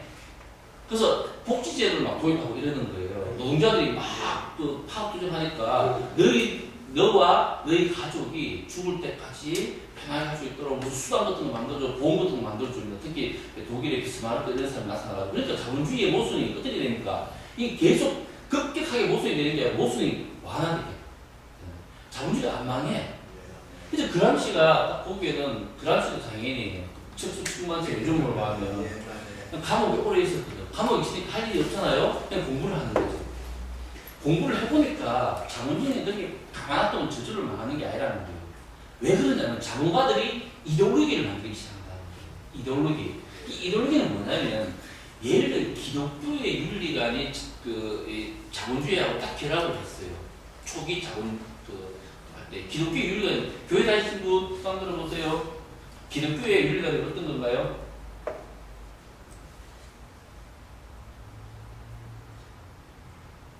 네? 기독교에서 뭘 가르치나요? 사람 빼고.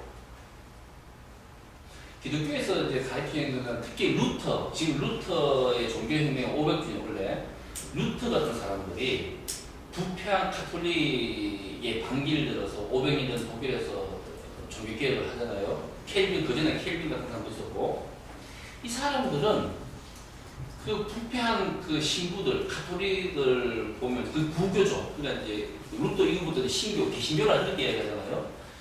이 사람들은 약자에서 시작한 거지, 처음에는. 근데 뭐하지? 나라 가는 거 내놓고 그냥 하는 거예요, 그 당시에는. 지금 기독교가 세지만, 그때는 500년 전에는 기독교는 뭐 완전 이단이었죠. 카톨릭의 관점에서 보면. 그래서 그 루터의 종교개혁은 깨끗한 거. 그러니까 부패 없는 종교, 권력을 소유하지 않는 종교, 이런 걸 많이 주장해요. 근데 지금 기독교가 특히 우리나라의 기독교는 스스로가 이제 권력화됐죠. 50만 명. 제가 10년 전에 나고야에 갔는데, 일본 나고야도 꽤 큰 도시잖아. 몇백만 되는 도시인데, 나고야 시내에서 제일 큰 도시가 한국인 교회예요. 깜짝 놀랐어요. 일본 가서도 제일 큰 교회예요. 그래서 성경에서는 예수가 말하시기를 돈과 하나님을 같이 숨길 수 없다. 마태복음에 보면 부자가 천국에 가는 거는 낙타가 바늘길을 통과하는 것만큼 어렵다. 이런 말을 하잖아요. 그래서 그 기독교의 그 켈빈주의라고 이야기하는 기독교의 핵심 사상은 근면함과 성실함이에요. 우리가 옛날에 아마 나이 드신 분들은 아실 건데 미국 드라마 중에 초혼의 집이라는 게 있어요. 초혼의 집. 그게 소위 말하는 개신교, 루터 이후에 서양의 기독교적 삶을 가장 잘 실천한 드라마가 제가 보기에는 그래요. 그 초혼의 집. 가족끼리 행복하고 저녁 먹을 때 항상 기도하고 어려운 사람이 있으면 항상 같이 도와서 같이 해결하고 아침 일찍 나서 저녁까지 항상 부지런하게 일하고 금소하고 이게 기독교의 윤리예요. 근데 따라서 이 기독교의 윤리에 반한 이 자본주의가 이 개신교의 윤리를 받아들이면서 게으름을 굉장히 싫어했어요. 유럽의 근대 사람들. 그래서 이런 말이 있어요. 게으름은 병이다. 지금도 그런 말이 종종 이렇게 게으름은 병이다. 근데 우리나라에 번역된 책 중에 게으를 수 있는 권리라는 책이 있어요. 다른 거랑 노동하지 않는 권리. 그것도 한 60페이지 정도밖에 안 되는 게 이거 보시면 좋은데 마르크스의 사회 같은 책이 게으를 수 있는 권리. 그래서 이 근면하고 성실한 것은 기독교의 중요한 덕목이고 윤리예요. 근면과 성실. 그러면 이 기독교적 윤리관을 자본가들은 노동자들한테 접목시키는 거예요. 근면하고 윤리적이 된다. 그러니까 바람피지 말고 일부일처하고 술 많이 먹지 말고 이게 기독교의 윤리인 거예요. 근데 이게 자본주의, 이게 종교적 윤리인데 이게 자본가들이 이걸 싹 이제 자기들의 소위 말하는 그 노동자들의 교육 자료로 쓰는 거지. 자, 그러니까 근면 성실을 하라는 것은 너무나 자본가 입장에 너무나 지당한 거죠. 노동자가 근면 성실해야 또 자본가들의 생산성이 높아질 거잖아요. 근면 성실하고 또 청결해야 노동자의 몸뚱아리가 병나지 않고 튼튼한 기계처럼 잘 작동을 하겠죠. 일부일체하라. 노동자가 집안에 문제가 생겨요. 이혼을 하거나 뭐 누가 도망가거나 이러면 그 노동자의 노동력이 유지되겠습니까? 유지 안 돼요. 왜 유지 안 되겠습니까? 술 먹지. 열받으니까. 술 먹으면 그 다음날 홍활홍활해서 출근하면 생산력이 낮아져요. 이 기독교의 그 윤리나 기독교의 목사님들이 신도들한테 강조하는 여러 생활 윤리들이 자본가들이 그대로 가지고 노동자들한테 접목시키고 이거는 기독교 국가였기 때문에 가능하겠죠. 그 노동자들이 공장 가면 노동자고 일요일날 교회 가면 신자니까 이게 같이 이렇게. 그래서 이런 것들을 그러니까 노동자들은 근면하고 성실하고 일부일처해야 되고 청결해야 되고 하는 이런 것들을 주입시키는 요즘으로 하면 이제 그 지공교육 시키는 거예요. 그러니까 그걸 이제 노동자들은 내면화하는 거죠. 아 맞네. 장관은 보니까 깨끗한 옷 입고 항상 이렇게 청결을 유지하고 장관은 항상 농자보다 일찍 출근하고 우리 저 사람을 본받아야 돼. 저 사람이 좋은 사람이고 이런 사람이야. 우리는 저 사람을 본받아야 돼. 요렇게 만드는 게 이데올로기라는 거예요. 요거 때문에 모순은 마르크스가 그 분석하는 것처럼 자본가와 노동가의 모순은 있는데 결국 이 노동자들이 자기 계급을 배반한다는 거예요. 자기 계급은 거칠고 자본가에 대들고 이래야 되는데 이런 이데올로기들이 쏙쏙쏙쏙 하니까 이게 자본가를 존경하고 우리 사장이 잘 돼야 내가 잘 되지. 우리 회사가 없는데 내가 왜 존재해? 이런 생각부터 한다는 거예요. 자본가는 이미 회사 망할 때쯤 되면 벌써 막 온 가족한테 다 차명 계좌 어디 땅 사놓고 뭐 예금해놓고 다 회사가 망해도 자본가는 굶어주지 않아요.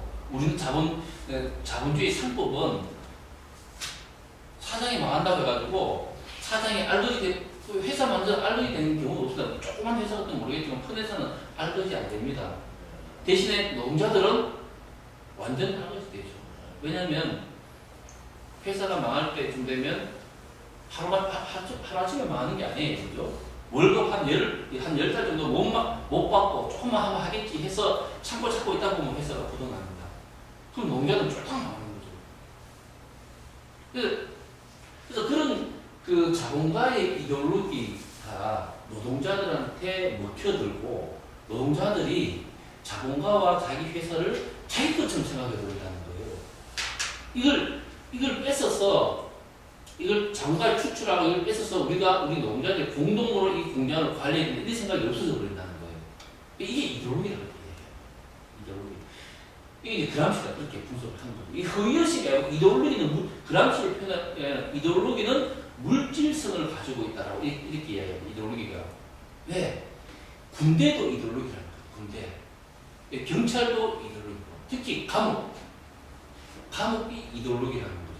그래서 노동자가 파업을 하게 되면 신문이나 이런 데서 노동자가 파업을 하기 때문에 우리나라의 수출 타격이 우리 신문에 바로 그래 나오죠. 현대자동차 파업하게 되면 언론에 조중동이 뭐라고 씻습니까? 현대자동차 몇만 대를 못 팔았기 때문에 100일 동안 파업을 해서 몇 조가 손해 이래 나옵니다. 그럼 국민들이 어떻게 생각하십니까? 여기서 누가 나쁜 놈이 되는 겁니까? 노동자의 나쁜 놈이 되는 겁니다. 이게 이데올로기라는 거죠. 자본가는 이렇게 노동자를 공격한다는 거예요. 그리고 노동자를 감옥에 경찰을 동원해서 감옥에 넣고 언론을 동원해서 데스크비를 하게 하고 또 학교라는 게 가장 중요한 이데올로기의 이데올로기라 그 공장이라는 이데올로기 공장이 학교는 학교에서 우리는 어릴 때부터 뭐 제일 초등학교 1학년 때 들어가면 우리가 뭘 배웁니까? 운동장에 모여서 이렇게 그 하얀 손수건 달고 운동장에 모였으면 제일 먼저 뭐 배웁니까? 기억이 없으시군요. 앞으로 나란히 줄 서는 거. 딱 이제 일렬로. 그걸 왜 가르치겠습니까? 질서를 가르치는 거예요. 그렇죠? 누군가의 통제에 의해서 일사불란하게 줄 서는 법을 다 가르칩니다. 앞으로 나라는 일본 제국주의 문화입니다. 미국 군대 가서 앞으로 나라가 없어요. 애들 초등학교 가가지고. 우리는 이제 일본식 교육이니까 질서 있는 국민을 그때부터 가르치는 거예요. 그러니까 학교, 군대, 경찰 이런 물질성이 있습니까? 없습니까? 있죠. 그죠? 이데올로기는 단순히 의식이 아니고 실제로 이데올로기는 뭔가 작동하고 시민들이나 노동자들에게 폭력이든 뭐든 간에 이렇게 다 할 수 있는 실체가 있는 거다 이렇게 얘기합니다. 그래서 바이크를 읽어도 이 이데올로기를 굉장히 중시합니다. 이 사회가 장애인들에게 만들어내는 이데올로기, 장애를 감내해라. 또 장애인들 항상 고마워할 줄 알아야 된다. 비장애인들이 너희를 도와주기 때문에 항상 감사합니다. 고맙습니다. 이렇게 이야기해요. 서대문 회사에 잘 생각하신다 소장님은 아예 감사합니다. 별명입니다. 그래서 연말 되면 감사장 한 개씩 줘. 1년에 한 수백 장씩 이렇게 돌리면 돼요. 그 소장님은. 감사하면 얘기해야 돼요. 장애인들은. 그리고 항상 비장애인들 우위에 있으려고 하면 안 되고 비장애인 밑에 있어야 됩니다. 이런 이데올로기를 만드는 거예요. 그리고 항상 장애인은 사회에 도움을 받는 사람이기 때문에 이 사회적으로 공공해야 된다라는 이런 이데올로기. 이게 더 무섭다라는 거예요. 마이크 올리브가 보기에. 이런 식으로 이해하는 게 영국의 사회 모형의 고전적인 행태, 1세대 행태다 이렇게 보시면 됩니다. 거기에 대해서 이제 콜린 바드는 이제 방금 이걸 했던 장애 손상 그리고 문화 67쪽 고탈락에 보면 최근 몇 년 사이 핑크식당에서 올리브의 결정론적 접근법은 장애인의 개인적 경험을 무시한다는 비판이 제기되었다. 특히 페미니즘이나 포스트 모더니즘 이론을 연구하는 새로운 세대가 주장하는 젠더, 소수인종, 손상 등과 관련된 글들이 대표적이다. 새로운 세대 연구자들은 의료사회학자들과 장애인 당사자들이 생산한 이전의 연구에는 별로 관심이 없다. 그 대신 장애인들의 다양한 경험을 포함하는 수정된 사회 모형을 요구한다. 이러한 관심에 많은 부분 공감하면서 사회학적 셰익스피어는 문화가 장애인 의학에 어떤 역할을 하는지 분석하면 개인 경험을 가장 잘 이해할 수 있다고 주장한다. 장애인 페미니스트 모리스의 연구를 받아들여 셰익스피어는 인지된 손상이 있는 사람들은 물질적 차별과 편견 탓에 장애를 경험한다고 주장합니다. 이 편견은 단순히 개인 상호간이 아니라 문화적 표현, 언어, 그리고 사회화 속에 함축되어 있다. 시보너 보바르 같은 페미니스트들의 연구의 토대를 삼아 모리스는 장애인을 타자 혹은 모모의 한계에 대한 가시적 정보로 대상화시키는 것이 편견이라고 설명합니다. 모리스는 이렇게 그 밑에 한번 볼까요? 제일 마지막 단락에 더글러스의 주장은 이렇다. 정체를 알 수 없는 사람들에 대한 뿌리 깊은 심리적 공포에 반응함으로써 원시 사회는 모호함을 축소시키고 물리적으로 통제하고 회피하고 그것을 위험한 것으로 닥치붙이고 혹은 종교적으로 받아들임으로써 명백히 인지된 손상 같은 아노말리에 반응한다. 아노말리가 뭐냐면 비정상이다 이렇게 보시면 됩니다. 우리나라 적당히 번역은 없어서 그냥 아노말리라고 되어 있습니다. 로버트 머피는 빅터 터너의 리미랄리티 개념을 활용하여 모든 사회에 살고 있는 장애인들의 위치를 설명했습니다. 리미랄리티는 뭐냐? 경계인이라고 보시면 돼요. 경계인.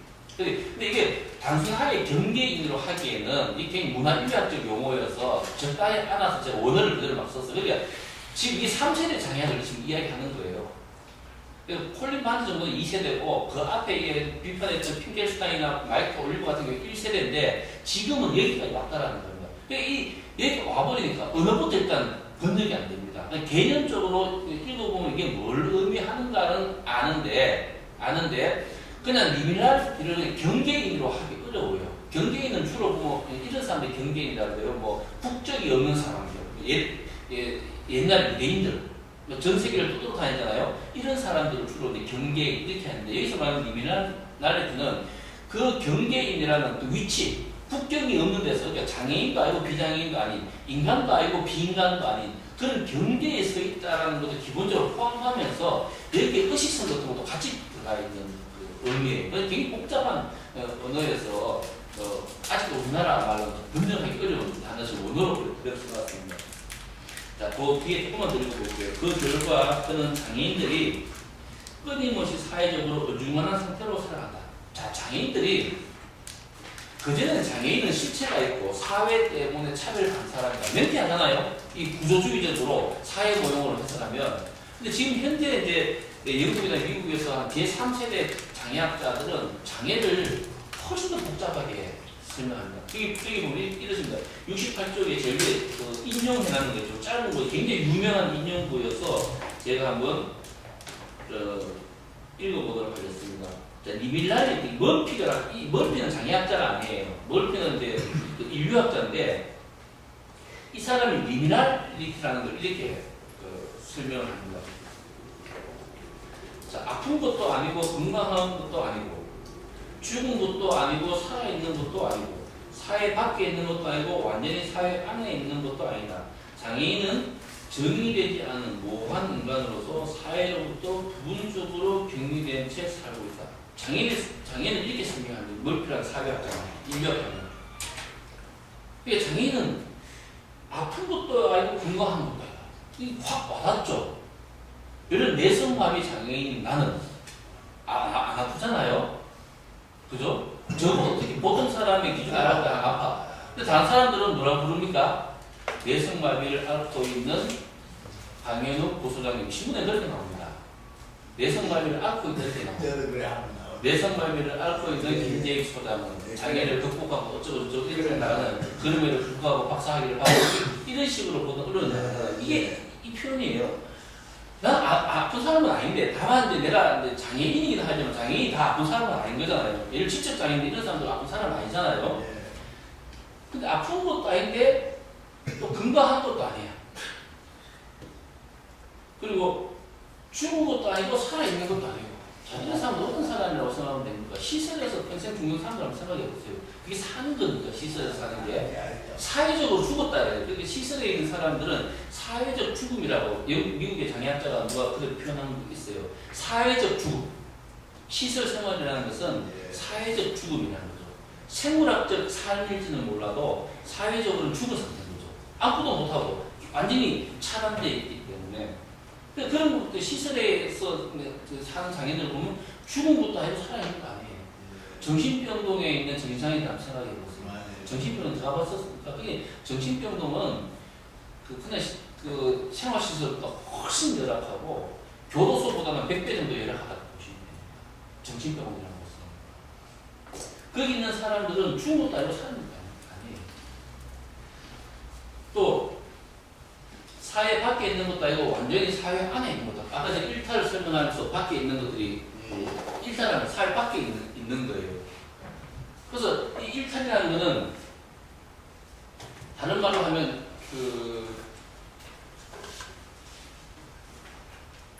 그걸 뭐라 하면 중국식으로 말하면 덜에 사는 사람들, 덜에 사는 사람들 뭐라 하면 무슨 제야 성 밖에 사는 성 밖에 성 안에 사는 것과 성 밖에 사는 사람과 똑같이 성 밖에 있는 사람들은 성 안에 있는 사람들이 통계를 안 받아요. 통계를 안 받는 대신에 보호를 못 받는 거죠. 성주의 군대의 보호를 못 받는 거죠. 그 장애인들은 성 안에 사는 사람도 아니고 성 밖에 사는 사람도 아니고 어떤 데는 이 사회를 또 엄청난 통제를 받죠. 어떤 데는 아예 이 사회에 전혀 어떤 돌봄도 못 받는 그런 경우도 있고. 이걸 리밀라리티라는 거예요.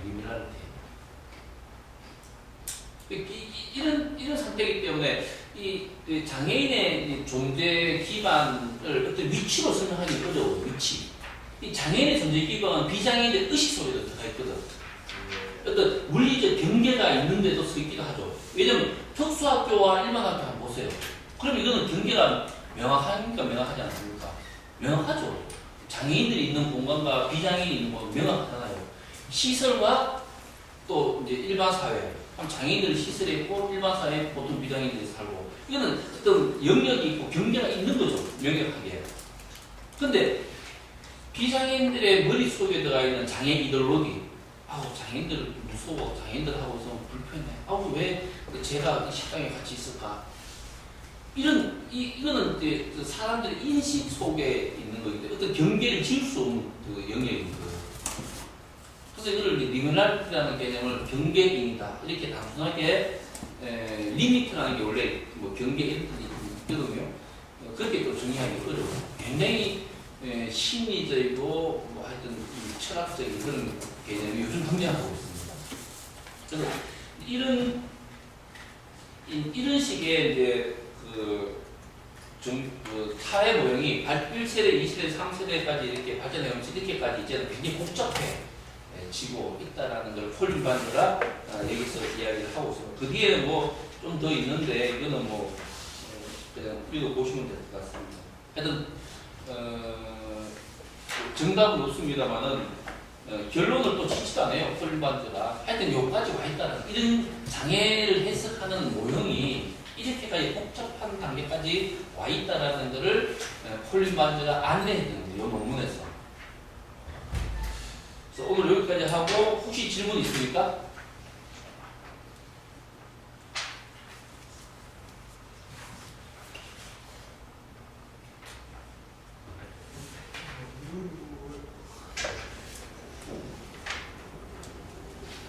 제가 쉽게 한다고 했는데도 좀 어렵죠.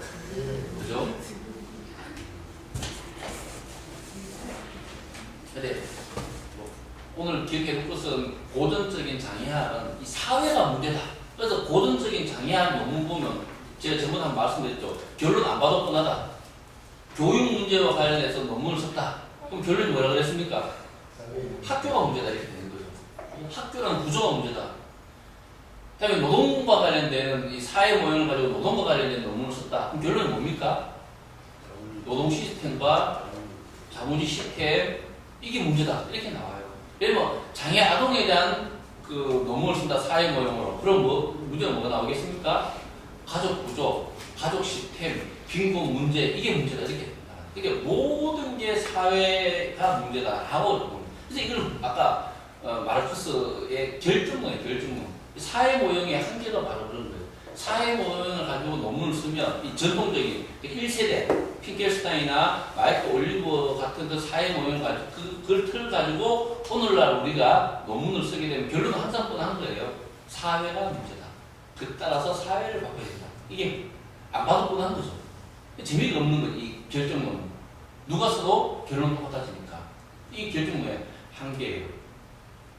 그래서 콜린 반드는 이제 그런 결정론 쪽에서 결정론을 벗어나서 장애 이 사회 모형을 좀 더 풍부하게 하자는 거예요. 페미니즘 이론도 좀 집어넣고 인류학적 이론도 좀 집어넣고 특히 문화 이론, 장애 당사자들의 경험 이걸 이제 집어넣어요. 이 경험이 들어오게 되면 결론이 다 달라질 수가 있어요. 왜? 각자 똑같은 내성마비 장애이라 하더라도 그 사람들이 각 경험하는 거는 물론 공통점도 있지만은 다른 점도 무수히 많을 거잖아요. 그분이 그 내성마비 장애인이 여성인가 남성인가에 따라 다를 수도 있고 학교 문득도 못 가본 사람도 있고 우리 김재희 수장님처럼 박사학위 받은 사람도 있잖아요. 경험이 똑같지 않을 거잖아요.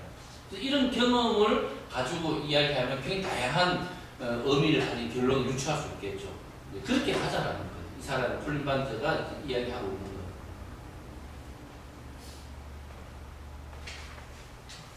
질문이 없으면 오늘은 여기까지 하고 다음 시간에 이제 이거와는 전혀 다른 의미의 오늘 살짝 언급을 했습니다만 미국의 구성주의적 방식은 어떻게 장애를 해석하고 접근하는지 거기에 대해서 살펴보도록 하겠습니다. 수고하셨습니다. 수고하셨습니다.